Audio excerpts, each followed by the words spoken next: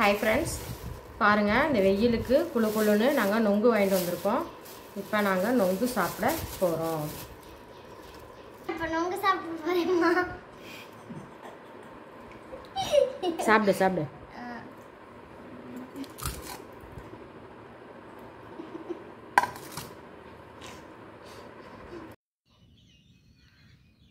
என்னம்மா பண்ணுறீங்க?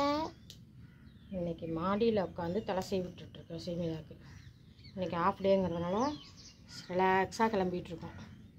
இல்லாட்டி அறக்க பறக்க கிளம்பணும். ஆமாம், சாப்பாடும் மாடியிலே எடுத்துகிட்டு வந்துட்டார் அவங்க அப்பா.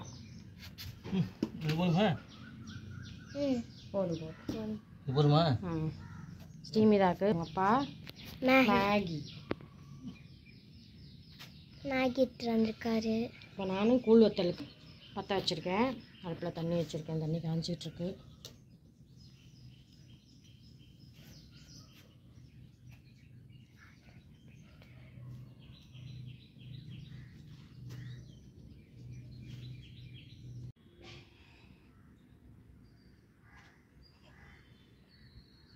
இங்கே எப்படி எடுத்து வாயில் வச்ச மேகியை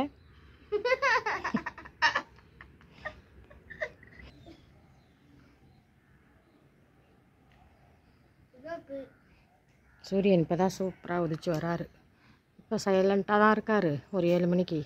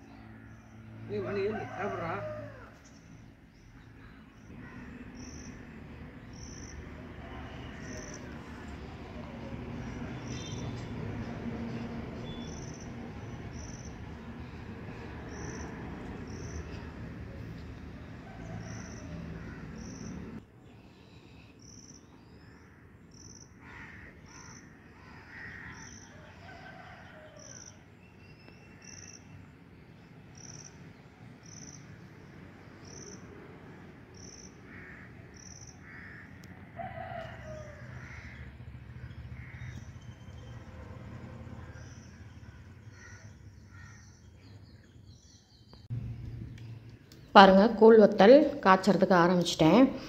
நான் இதை எப்படி செஞ்சேன் அப்படின்னு பார்த்தீங்கன்னா, இது வந்துட்டு நான் அரிசி மாவு இருக்கு இல்லைங்களா, பச்சரிசி மாவு கழுவி காய வச்சு அரைச்ச பச்சரிசி மாவு, அந்த மாவை வந்துட்டு ஒரு 3 டம்ளர் அளவுக்கு எடுத்து நான் தண்ணியில் கொஞ்சம் கரைச்சிக்கிட்டேங்க.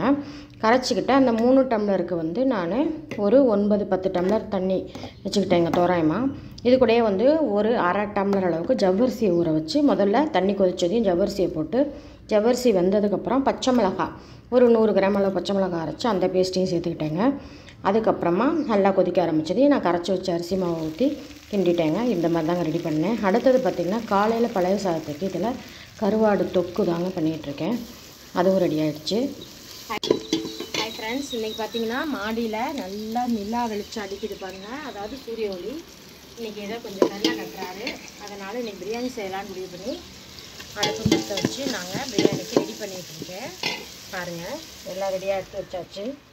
இங்கே எல்லாமே ரெடி பண்ணி வச்சுட்ருக்கோம். இஞ்சி பூண்டு அரைச்சாச்சு, தேங்காய் மல்லி புதினா எல்லாமே அரைச்சாச்சு. இதோ பெரட்டி வச்சாச்சு சிக்கனும். இங்கே பிரியாணி வெங்காயம் வதங்கிட்டுருக்கு. இப்படி ஒன்றுனா அடுத்தடுத்து நான் என்னென்ன செய்கிறேன்னு உங்களுக்கு கூட ஷேர் பண்ணுறேன். இது பார்த்திங்கன்னா சிக்கன் கிரேவி. பிரியாணி ரெடி ஆனதுக்கப்புறம் சிக்கன் கிரேவி ரெடி ஆகிடுச்சுங்க. ஃபைனலாக நான் கூழ் வத்தல் ஊற்றி முடிச்சாச்சுங்க. இந்த அளவுக்கு தாங்க வந்துச்சு நான் ரெடி பண்ணதுக்கு. நேற்று கொஞ்சம் வெயில் கம்மியாக இருந்ததுனால சரியாக காயலைங்க. இது ஒரு 4 நாளைக்கு காய வைக்கணும். இது நான் காஞ்சி எடுத்ததுக்கப்புறம் நான் உங்களுக்கு எப்படி வந்துச்சுன்னு காமிக்கிறேன். Thank you friends.